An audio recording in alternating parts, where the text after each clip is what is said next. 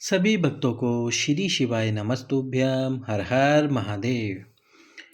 मकर संक्रांति 15 जनवरी के दिन के उपाय जो आपको रोगों से मुक्त करेंगे, कर्जे से मुक्त करेंगे और धन की इतनी प्राप्ति कराएंगे कि आप धन को संभाल नहीं पाओगे।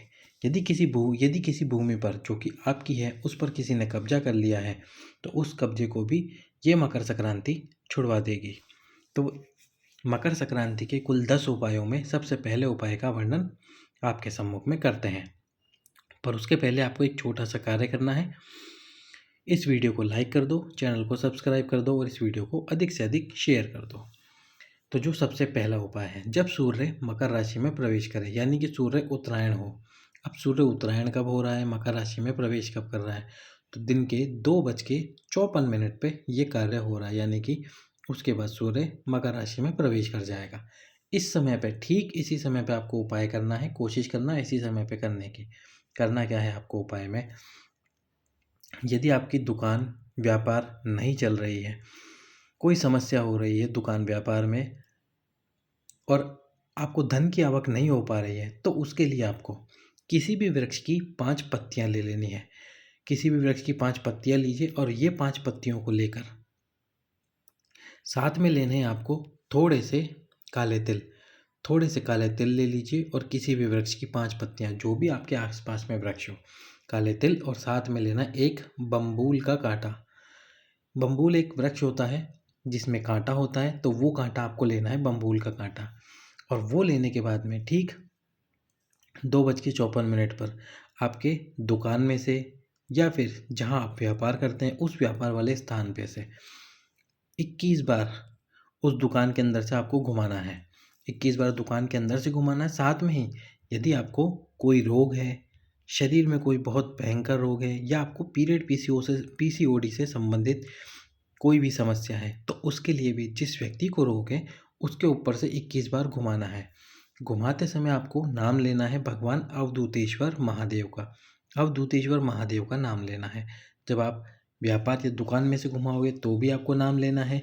किसी व्यक्ति के शरीर पे से, यानी जिस व्यक्ति को रोग है उस पे से घुमाओगे तो भी आपको नाम लेना है अवधूतेश्वर महादेव का। अब ये नाम लेने के बाद ठीक इसी समय पे जैसे आप इसको घुमा लो 21 बार, फिर या तो किसी चौराहे पर उन वस्तुओं को पटक के आ जाना या फिर बहते पानी में डाल देना। यदि चौराहे पे नहीं जा सकते, बहते पानी में भी नहीं डाल सकते, तो फिर किसी भी पीपल के वृक्ष के नीचे उन वस्तुओं को डालकर आ जाना।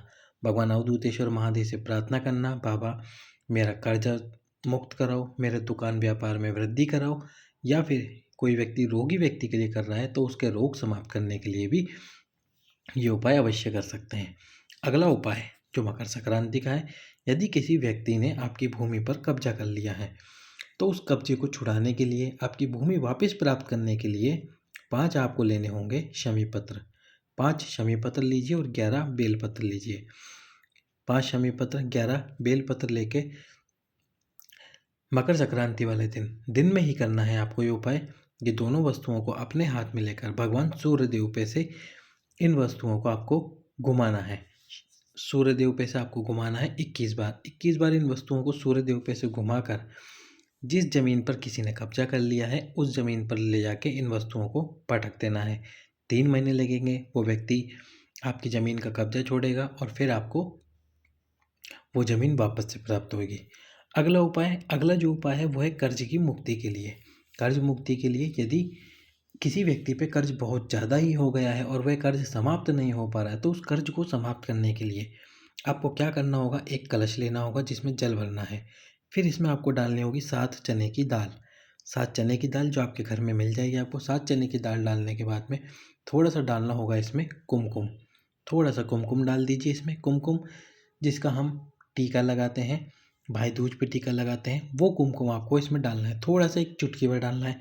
साथ में इसमें डालना है आपको 3 शमी पत्र। 3 शमी पत्र डाल दीजिए और 1 बेलपत्र डाल दीजिए। 3 शमी पत्र और 1 बेलपत्र डाल के अब आपको करना क्या है, सूर्य भगवान को अर्घ्य देना है। अब अर्घ्य कैसे देना है पहले वो समझो। सबसे पहले आपको आपके छत पर जाना है या फिर उस स्थान पर जाना है जहाँ से आपको भगवान सूर्य दिख जाते हैं। वहाँ जाने के बाद में आपको करना क्या है, उत्तर दिशा का पता लगाना है। कंपास में, मोबाइल में कंपास में चेक करना, उत्तर दिशा का पता लगाना। अब जैसे मान लो आपने देखा कि ये जो दिशा बताई जा रही है ये दिशा उत्तर दिशा है, ये उत्तर दिशा है और सूर्य जो है वो इस तरफ है, तो आपको इस तरफ मुंह करना है आपका। वो कलश को अपने हाथों में लेना है, सर से थोड़े से ऊपर अपने को हाथ रखना है, जैसे हम अर्घ्य देते हैं भगवान सूर्य नारायण को, उस प्रकार रख के सबसे पहले क्या करना है, उत्तर दिशा में थोड़ा सा जल छोड़ना है।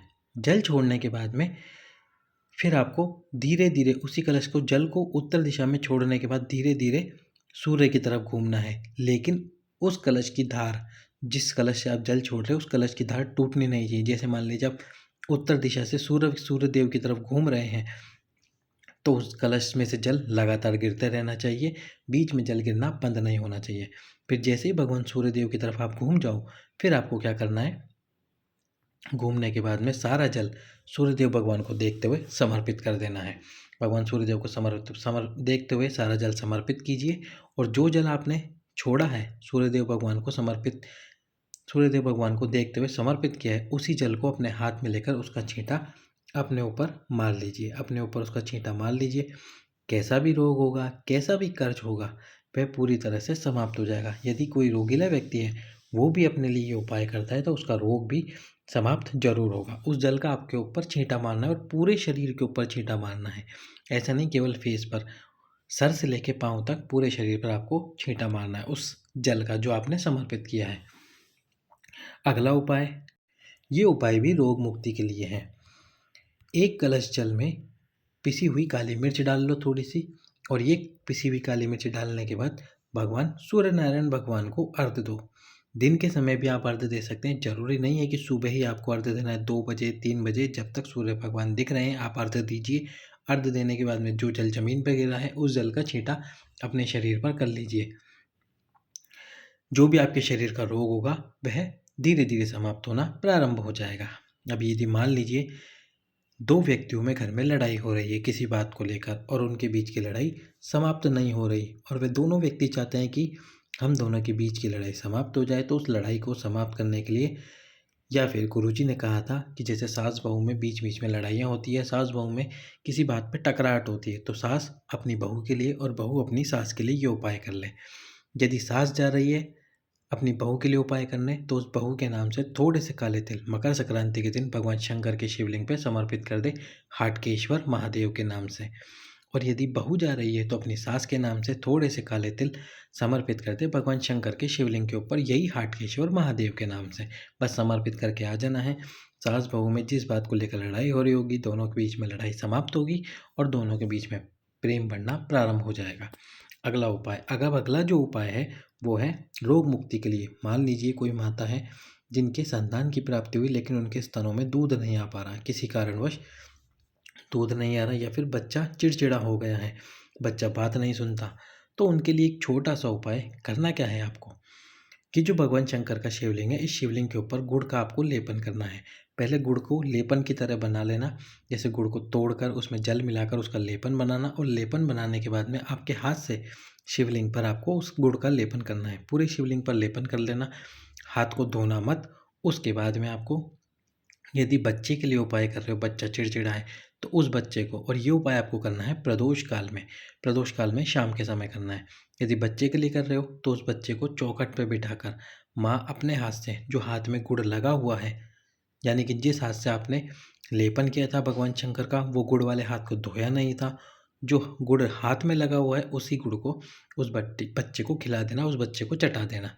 यदि स्त्री स्वयं अपने लिए उपाय कर रही है, उसके स्तनों में दूध नहीं आ रहा है, उसके लिए ये उपाय कर रही है, तो फिर वह स्वयं चौखट पर बैठकर भगवान शंकर का स्मरण करते हुए उस गुड़ को जो उनके हाथों में लगा हुआ है उसको खा ले, उसको चाट ले। बाबा की कृपा होगी और आपके स्तनों में दूध आना प्रारंभ हो जाएगा। शरीर में जो भी रोग होगा वह धीरे धीरे समाप्त होना प्रारंभ हो जाएगा। अगला जो उपाय था वो है ऑपरेशन से संबंधित। यदि किसी व्यक्ति ने आपको, यानी कि डॉक्टर ने आपको ऑपरेशन का बोल दिया है रोग के लिए, तो मकर संक्रांति वाले दिन ही थोड़े से काले तिल भगवान शंकर के शिवलिंग के ऊपर समर्पित करो, भगवान हाटकेश्वर महादेव के नाम से। हाटकेश्वर महादेव के नाम से समर्पित करो थोड़े से काले तिल, और समर्पित करने के बाद में जैसे आप काले तिल समर्पित कर दो, उस बीच में किसी को भी जल ना चढ़ाने दें उसके बाद, क्योंकि आपको 108 रुद्राक्ष की एक माला का पूरा जाप करना है महामृत्युंजय मंत्र से। एक जाप करने के बाद में ये काले तिल फिर से उठा लेना, बीच में किसी को जल ना चढ़ाने दें, इस बात का ध्यान रखना। या फिर आप मंदिर में उस समय पे जाना जब मंदिर में कोई ना हो। लेकिन यदि आपको लगता है मंदिर में कोई ना कोई अवश्य ही होगा, तो आपके घर के शिवलिंग पे ये उपाय अवश्य ही कर लेना। शिवलिंग पे, जो आपके घर में शिवलिंग हो, उस शिवलिंग पे ये उपाय कर लेना। ये काले तिल उठा के प्रतिदिन सुबह उठने के बाद जल पीने से पहले थोड़े थोड़े वो काले तिल 3 दिन लगातार खाने हैं आपको। डॉक्टर ने ऑपरेशन का बोला होगा या कुछ भी बोला होगा, कोई रोग बता दिया होगा भारी, वो धीरे धीरे समाप्त होना प्रारंभ हो जाएगा। अब अगला जो उपाय है वो है गुप्त लक्ष्मी का उपाय। गुप्त लक्ष्मी का उपाय किस प्रकार से करना है? जैसे आपको तिल का एक लड्डू बनाना है। अब उस लड्डू में आपको 1 रुपये का सिक्का, 2 रुपये का सिक्का, 5 रुपये का सिक्का या 10 रुपये का सिक्का, जो आपके पास में सिक्का हो, वो सिक्का उस तिल के अंदर छुपा देना। छुपाने का मतलब ही होता है गुप्त लक्ष्मी, यानी कि ये लक्ष्मी गुप्त है। और गुप्त लक्ष्मी का उपाय यदि आपके घर परिवार वालों को आपने बताया तो ठीक है, लेकिन इसके अलावा किसी और को नहीं बताना, सबसे छुपा के रखना है। एक तिल का लड्डू बना के उसमें 1 रुपये का सिक्का फंसा देना है। अब इस सिक्के को फंसा कर आपको करना क्या है? शिव मंदिर में जाना है। शिव मंदिर में जाओगे, अब शिव मंदिर में जाओगे, यदि आप शिवलिंग के ऊपर उस तिल के लड्डू को समर्पित कर दोगे तो होगा क्या? कोई भी व्यक्ति जल चढ़ाने आएगा और वो तिल का लड्डू गीला हो जाएगा, तो उस व्यक्ति उस लड्डू को फिर कोई भी नहीं खाएगा। तो इसलिए उस लड्डू को भगवान शंकर के सम्मुख में दिखाकर, यानी शिव जी के सम्मुख में दिखाकर बाबा से प्रार्थना कर हे भोलेनाथ, मैं ये गुप्त लक्ष्मी का उपाय कर रहा हूँ या कर रही हूँ, मेरे घर में लक्ष्मी की वृद्धि करना। और फिर इस लड्डू को मंदिर में किसी भी स्थान पर, ऐसे स्थान पर रख दीजिए जिस स्थान पर से पंडित जी उस लड्डू को लेके जा सके। फिर पंडित जी उस लड्डू को ले जाएंगे। ये गुप्त लक्ष्मी का उपाय है, आपको बताना नहीं है। यदि आपने बता दिया पंडित जी को या किसी को कि इस लड्डू के अंदर लक्ष्मी है, तो फिर वो गुप्त लक्ष्मी कैसे होगी ये आप ही सोच लीजिए, क्योंकि गुप्त लक्ष्मी वही होती है जिसका वर्णन आप नहीं करते। तो गुप्त लक्ष्मी का उपाय इस प्रकार से आपको करना है मकर संक्रांति के दिन। लड्डू आप कभी भी दान करके आ जाएं, सुबह भी दान करके आ सकते हैं, पर यदि मेरी बात मानो तो जब सूर्य मकर राशि में प्रवेश कर जाए 2:54 पर दिन में, उसके बाद में मंदिर में जाओ और ये उपाय करके आओ, गुप्त लक्ष्मी का ये उपाय। तो ये थे मकर संक्रांति के सभी उपाय। कीजिए ये सभी उपाय में से कोई भी एक उपाय जो आप कर सकते हैं कर्ज मुक्ति के लिए, रोग मुक्ति के लिए, गुप्त लक्ष्मी के लिए। सभी भक्तों को श्री शिवाय नमस्तुभ्यम। हर हर महादेव।